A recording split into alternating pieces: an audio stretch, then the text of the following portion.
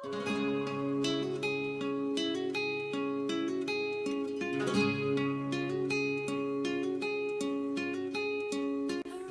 Freunde, oder sollte ich sagen Valar Morghulis. Mein Name ist Lotta und ja, ihr seht es schon am Titel, am Thumbnail und ihr habt es eben gehört. Heute geht es um Game of Thrones. Die 7. Staffel ist ja jetzt leider schon wieder vorbei und bis zur 8. dauert es mindestens wieder ein Jahr. Aber ich habe eine Idee bzw. ein DIY für euch, mit dem ihr euch ein bisschen die Zeit vertreiben könnt. Denn ja, ich zeige euch heute, wie wir diese Sansa Stark Funko-Figur selber basteln können. Dafür brauchen wir den Danny Funko in dem blauen Kleid, Modelliermasse, Farbe, Pinsel, Werkzeuge und Kreppband, mit dem könnt ihr das Gesicht abkleben und vor Farbe schützen.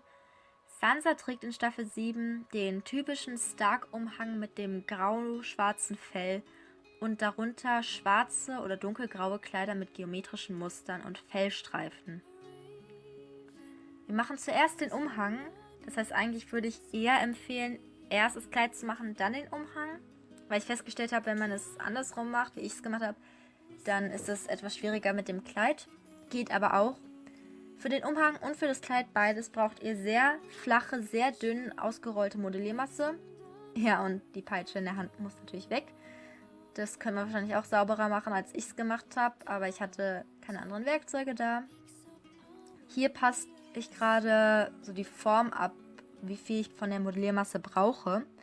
Was ich nicht brauche, das schneide ich einfach weg. Es ist immer leichter, Modelliermasse wegzuschneiden, als welche glatt dran zu basteln. Deswegen nehmt lieber erstmal etwas zu viel und schneidet es dann zurecht. Und wenn ihr dann mit eurer Form zufrieden seid, dann könnt ihr anfangen, das an den Pop so dran zu drücken. Nehmt euch da Zeit, achtet drauf, dass es überall dran gedrückt ist, dass es nicht wegbrechen kann, dass es keine Risse hat. Und vergesst auch nicht die Rückseite, also umdrehen, einfach einmal, das geht relativ leicht, und hinten auch randrücken. Wenn es dann nicht absteht, dann könnte die Modelliermasse abbrechen, wenn sie trocken ist.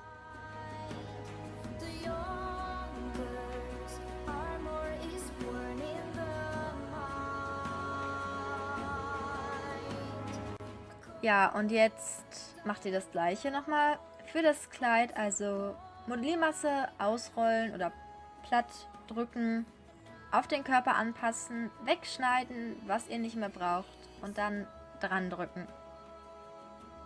Was nicht passt, wird passend gemacht. Das kommt einfach alles weg. Alles weg. Und dran passen. Das ist verdammt schwierig, wenn ihr den Umhang schon dran habt. Vor allem der Umhang ist ja noch nicht getrocknet. Der ist ja auch noch beweglich und quasi in dieser Knetkonsistenz. Ich würde wirklich vorschlagen, ihr macht das Kleid erstmal.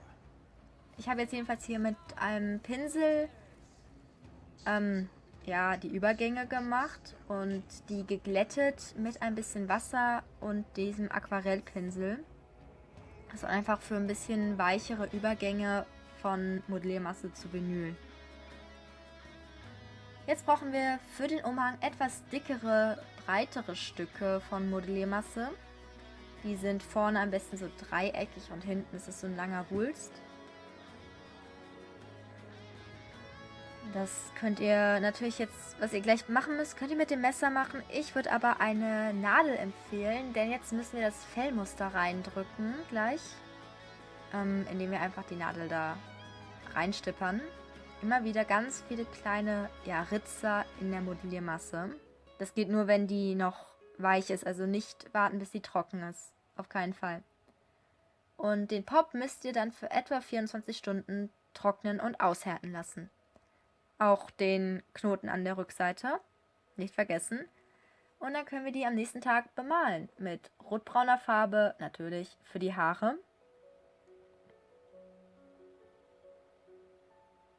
Das sieht dann so in etwa aus.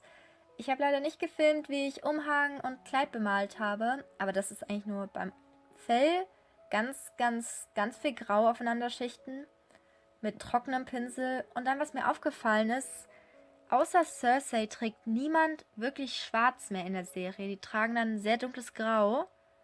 Eben auch die Starks. Deswegen habe ich auch sehr dunkles Grau einfach angemischt für Sansas Kleid. und mit einem sehr dünnen Pinsel aufgetragen. Das ist eine Fistelarbeit. Nehmt euch da Zeit und auch guckt einfach auf die Details. Eigentlich wollte ich noch das geometrische Muster auf ihrem Rock machen. Das hätte ich aber, glaube ich, echt nicht ebenmäßig hingekriegt, weswegen es einfach ein schlichtes graues Kleid ist. Und dann ihre typische Ringkette macht ihr einfach mit ein bisschen weißer und grauer Farbe und einem dünnen Pinsel. Einfach draufsteppern.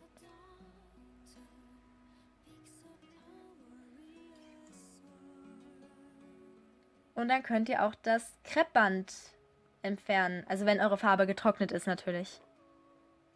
Das ist leider ganz schön schwierig. Dieses Kreppband ist hartnäckig wie sonst nicht was. Jetzt die Details, die ihr nicht erwischt habt, die könnt ihr einfach nachmalen. Und wo Farbe hingekommen ist, wo sie nicht sollte, könnt ihr mit Nagellack entfernen, die dann wieder wegrubbeln. Und das ist mein Vorher-Nachher-Vergleich. Ich bin ziemlich stolz, muss ich sagen. Ich hätte nicht gedacht, dass es wirklich so gut wird. Hat natürlich kleine Fehler, weil es nicht komplett authentisch ist, aber das muss es ja auch nicht. Ja, also ich bin glücklich damit. Und wenn euch dieser Funko gefallen hat, falls ihr den nachbastelt, schickt mir auf jeden Fall Bilder davon. Zeigt mir, ob euch dieses Video gefallen hat, indem ihr es bewertet. Und ja, ich hoffe, wir sehen uns das nächste Mal wieder. Habt noch einen schönen Tag und ciao.